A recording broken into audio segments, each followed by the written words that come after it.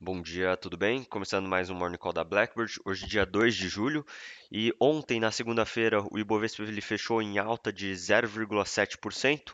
O índice ele foi impulsionado pelos setores de mineração e siderurgia e óleo e gás, beneficiadas pelas altas, né, do minério de ferro na China e também do petróleo do tipo Brent. Em relação aos destaques, o principal destaque positivo foi a CSN Mineração, subindo mais de 5%, alinhado com a questão das commodities, e já o principal destaque negativo foram os papéis cíclicos, como por exemplo açaí, que caiu em torno de 3,5%, e Pão de Açúcar caindo em torno de 3% após a abertura da curva de juros futuros. Em relação à renda fixa, os juros futuros encerraram a sessão de ontem com abertura por toda a extensão da curva, principalmente nos vértices intermediários. E falando domesticamente, o Boletim Focus ele apontou novo aumento nas expectativas de inflação para 2024 e 2025. E, em paralelo, novos ruídos políticos sobre a não revisão dos gastos do governo e questionamentos acerca da política monetária e ao presidente do Banco Central aumentaram o sentimento de aversão ao risco do mercado, levando o dólar também a ter uma nova alta e fechar a 5,65. Já nos Estados Unidos, sinais de que o Donald Trump ele poderia vencer as eleições em razão de uma potencial imunidade processual ao ex-presidente, elevaram a cautela dos investidores que temem um governo mais expansionista. E por lá, os rendimentos das Treasuries, que são os títulos soberanos americanos, de 2 anos, fecharam em 4,77% e as de 10 anos em 4,48%. Falando sobre os mercados globais, nesta terça-feira, os futuros dos Estados Unidos eles abrem negativos, em torno de 0,5%.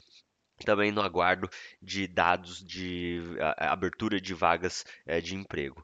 Nessa semana, os principais destaques entre os indicadores econômicos nos Estados Unidos serão dados de emprego e a divulgação da ata do Comitê de Política Monetária do Fed. E na Europa, as bolsas elas operam em queda, em torno de 0,6, 0,7% aproximadamente, após dados indicarem resiliência da inflação ao consumidor na região. E na China, as bolsas elas tiveram performance também mistas.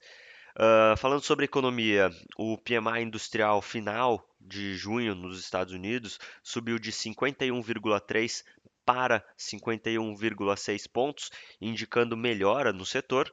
O indicador é uma sondagem com empresários para entender as perspectivas das condições econômicas e de negócios nos países. Uma leitura acima de 50 pontos indica uma expansão da atividade.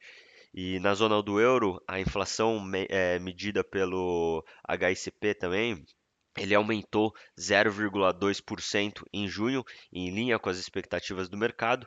O núcleo da inflação subiu 0,3%, atribuído à inflação de serviços estável, e é esperado que o Banco Central Europeu corte a taxa de juros novamente em setembro, pulando a reunião de julho. E hoje também o foco vai estar nos dados do mercado de trabalho dos Estados Unidos, com a pesquisa JOLTS, podendo influenciar futuras decisões do Fed. No Brasil, as expectativas de inflação no Boletim Focus continuam a se deteriorar, né? Com o consenso do mercado para o IPCA deste ano subindo de 3,98% para 4%, devido aos impactos também da tragédia no Rio Grande do Sul e ao aumento da taxa de câmbio também. E para 2025, a expectativa subiu de 3,85% para 3,87%, devido ao aumento da percepção de risco fiscal. E a taxa Selic para 2024 permaneceu inalterada em 10,5%. Bom, vamos ficando por aqui. Muito obrigado. Bom dia.